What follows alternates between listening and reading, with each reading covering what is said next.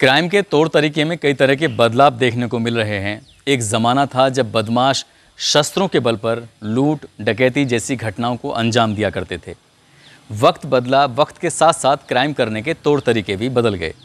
हालात ये हैं कि अब मोबाइल से ही लोगों के लाखों रुपए इधर से उधर हो जाते हैं।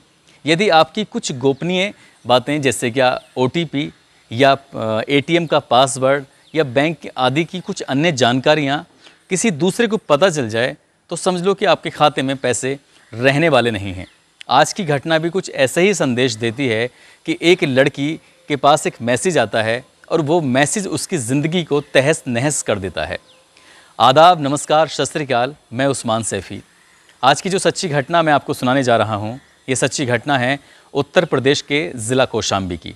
ज़िला कौशाम्बी का एक थाना है कोखराज और इसी थाना क्षेत्र के एक गांव में अगस्त के अंतिम सप्ताह में दरअसल एक लड़की जो शादीशुदा है अपनी मायके में रह रही थी। अचानक से सुबह के 4 बजे के आसपास वो खुदकुशी करने का प्रयास करती है। पंखे से लटक गई थी। अचानक ही उसके माँ बाप को पता चल जाता है और जैसे ही उसके माँ बाप देखते हैं तो उनकी दुनिया उजड़ते उजड़ते बसती है। आनन फानन ही वो शोर मचाते हैं और किसी तरकीब से दरवाजे को तोड़कर अंदर घुस जाते हैं और अपनी बेटी को बचाते हैं। दरअसल उनकी बेटी अपने ससुराल में पति से झगड़ा कर या उसके पति से कुछ अनबन चल रही थी और वो कई महीने से अपनी मायके में अपनी माँ के साथ रह रही थी। उसका एक सपना था कि वो अपने मायके में ज़रूर रहेगी लेकिन आत्मनिर्भर बनकर रहेगी।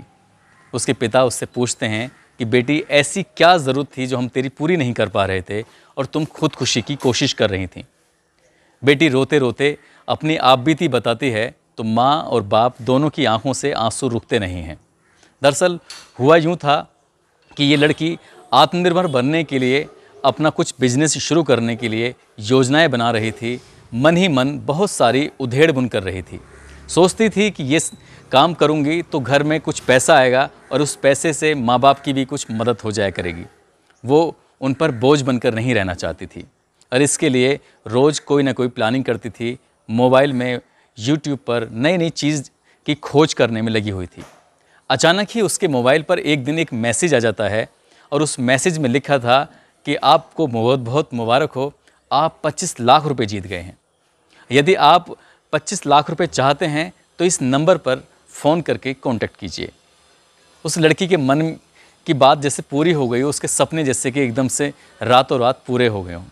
उस लड़की ने आप देखा ना ताब और उस नंबर पर फ़ोन कर दिया। फ़ोन जैसे ही वो करती है उधर से आता है कि कॉन्ग्रेचुलेशंस, आपको बहुत बहुत बधाई, आपने 25 लाख रुपए जीत लिए हैं। मगर 25 लाख रुपए आपके खाते में जाएं उससे पहले आपको कुछ फॉर्मेलिटीज़ हैं, कुछ औपचारिकताएं हैं जो पूरी करनी होंगी। जैसे आपको अपना आधार कार्ड देना होगा, बैंक की डिटेल देनी पड़ेगी, 2 फोटोग्राफ्स देने पड़ेंगे। इस तरह की जो छोटी मोटी जानकारियाँ थीं वो देनी पड़ेंगी। उस लड़की ने एक एक करके सारी जानकारियाँ उस फ़ोन वाले व्यक्ति को उपलब्ध करा दी।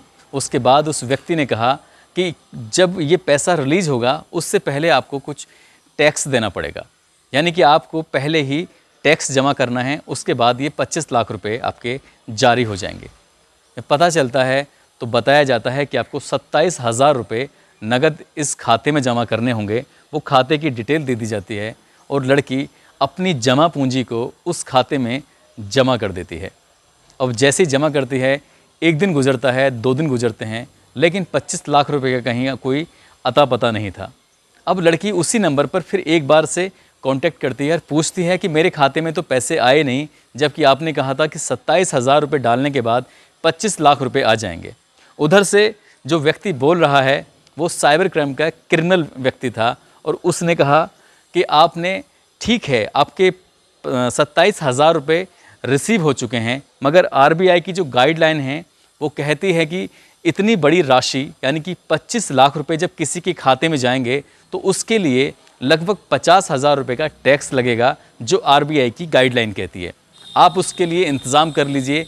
यदि आपने 48 घंटे में इस 50,000 रुपये खाते में नहीं डाले तो ये योजना आपकी लैप्स हो जाएगी, आपको कोई पैसा नहीं मिलेगा। साथ ही जो आपने 27,000 रुपये जमा किए हैं वो भी आपके ख़त्म हो जाएंगे। अब लड़की के पास 48 घंटे थे और उसको बिजनेस करना था, उसको लाखों रुपए की सख्त ज़रूरत थी। इसलिए उसने आनन फानन ही इधर उधर से उधार लेकर 50,000 रुपये का भी इंतज़ाम किया और खाते में डाल दिए। खाते में डालने के बाद फिर भी वही ढाक पर 3 पात जैसी कहानी हो जाती है। लड़की के खाते में कोई पैसे आते ही नहीं हैं। लड़की फिर से कांटेक्ट करती है और उसको फिर कोई नया बहाना बना दिया जाता है और इस हिसाब से धीरे धीरे करके उससे लगभग 2 लाख रुपए ऐंठ लिए जाते हैं। लड़की जब जैसे ही 2 लाख रुपए उसके खाते से जाते हैं, उसके हाथ से निकल जाते हैं, क्योंकि 50,000 रुपये का बैलेंस उसके खुद के पास था और लगभग 1.5 लाख रुपये उसने इधर उधर से कलेक्ट किया था, एकत्र किया था, जो उसने उस साइबर क्राइम वाले व्यक्ति के खाते में डाला था। अब वो लड़की समझ चुकी थी कि उसके साथ फ्रॉड हो चुका है, उसके 2 लाख रुपए कहीं मारे जा चुके हैं। अब लड़की ने अपनी जानकारी साझा करते हुए उससे कहा कि मैं अपने पति से नाराज़ होकर अपने मायके में आ गई हूँ। आत्मनिर्भर बनने के लिए कुछ बिजनेस व्यापार करना चाहती थी और ये पैसे मुझे वापस कर दीजिए। यदि आपने पैसे वापस नहीं किए तो मेरी ज़िंदगी बर्बाद हो जाएगी। मैं पहले ही अपने परिवार पे, माँ बाप के ऊपर डिपेंडेंट हूँ। तो उसने तमाम तरह की बातें की, रोती रही, गिड़गिड़ाती रही। सामने वाले व्यक्ति पर कोई फ़र्क ही नहीं पड़ा। उसने फिर रिक्वेस्ट की, बार बार रिक्वेस्ट करती रही। सामने वाला व्यक्ति समझ चुका था कि ये बहुत ज़रूरतमंद है, यदि इससे और ज़्यादा पैसे ऐंठने की कोशिश की जाए तो इसे बहुत आसानी से लूटा खसोटा जा सकता है। उसके बाद उसने लड़की से कहा कि हम तुम्हारे 2 लाख रुपए वापस कर देंगे यदि आप अपने बाथरूम में जाकर नहाते हुए की वीडियो अपलोड कर दो या फिर हमें व्हाट्सएप पे दे दो। उस लड़की को जैसे ही ये बात सुनने को मिली तमतमा गई, गुस्सा गया और उसने उनसे झगड़ा करना भी शुरू कर दिया। उसने फिर कहा कि आप देख लीजिए, भले ही चाहे आप कितनी भी आप अभद्रता करिए, अश्लील बातें करिए, गुस्सा करिए, मुझे कोई फ़र्क नहीं पड़ेगा। यदि आप वीडियो अपलोड करके मुझे देते हैं तो हम आपको 2 लाख रुपए वापस कर देंगे और आप अपना कोई भी काम शुरू कर सकते हैं और जो भी आपको दिक्कत हैं वो आपकी दिक्कतें भी हमेशा के लिए ख़त्म हो जाएंगी। 2 दिन बीत जाते हैं, लड़की के समझ में बात आ जाती है। वो ये नहीं जान रही थी कि अब तक जो वो फंसी हुई थी उससे भी बड़ा अपराध करने जा रही थी। दरअसल उस लड़की ने नहाते हुए अपनी एक अश्लील वीडियो बनाई और वो वीडियो उसी नंबर पर, उसी व्यक्ति के व्हाट्सएप पर सेंड कर दी। जैसे ही वो वीडियो जाता है उसके बाद उस व्यक्ति ने उस लड़की को, उस महिला को जिसका नाम रेशमा है, उसको टॉर्चर करना शुरू कर दिया और कहा कि यदि आपने हमें 8 लाख रुपए नहीं दिए तो ये आपका वीडियो इंटरनेट पर वायरल कर दिया जाएगा और आपकी ज़िंदगी को हमेशा हमेशा के लिए तबाह कर दिया जाएगा। लड़की खूब रोती रही, गिड़गिड़ाती रही, मगर सामने वाले व्यक्ति पर कोई असर हो ही नहीं रहा था, क्योंकि लड़की अपनी ये बात किसी से शेयर भी नहीं कर रही थी, क्योंकि उसे 25 लाख रुपए एक साथ जो मिलने वाले थे वो अपने घर में परिवार वालों को, रिश्तेदारों को, सबको सरप्राइज़ देना चाहती थी। आखिरकार उसने अपने घर में चोरी करने का निर्णय लिया। अपने ही जो जेवरात रखे हुए थे, अपनी माँ के जेवरात रखे हुए थे, उन जेवरात को चोरी करने के बाद उसने वो दुकान पर बेच दिए, जिनकी कीमत लगभग 6 लाख रुपए के आसपास थी। वो 6 लाख रुपए उस लड़की ने खाते में डाल दिए और खाते में डालने के बाद उससे कहा कि मेरा वीडियो डिलीट कर दो और मुझे हमेशा के लिए माफ़ कर दो। लेकिन उस सामने वाला व्यक्ति फिर उस पर और दबाव बनाने लगा। यहीं से उस लड़की के दिमाग में आया कि शायद अब ज़िंदगी में जीने के लिए कुछ बचा ही नहीं है, क्योंकि सामने वाला जो व्यक्ति है उसको लगातार ब्लैकमेल कर रहा है। और यही रीज़न था कि उसने अगस्त के आखिरी सप्ताह में सुबह के लगभग 4 बजे के आसपास खुदकुशी करने का प्लान बनाया था। वो पंखे से लटक ही गई थी, मगर उसके माँ बाप ने ऐन वक्त पर आकर अपनी बेटी को बचा लिया। फ़िलहाल उसके पापा ने उसकी गलतियों को माफ़ करते हुए जो ये कोखराज थाना है वहाँ पर रिपोर्ट लिखवाई है उन अज्ञात व्यक्तियों के खिलाफ़। लगभग इस मामले को 1 महीने के आसपास हो चुका है। मेरी वहाँ के इंचार्ज से बात हुई थी। इस मामले में पुलिस को अभी तक सफलता नहीं मिल पाई है। दोस्तों, आए दिन लोगों के साथ, खासकर एटीएम के मामले हों या फिर अन्य जो फ़ोन कॉल्स आते हैं जिसमें OTP के बारे में जानकारी ली जाती है, जिसमें कहा जाता है कि आपका बैंक अकाउंट बंद होने वाला है, आपका ATM ख़राब होने वाला है, आप हमें ये डिटेल दे दीजिए।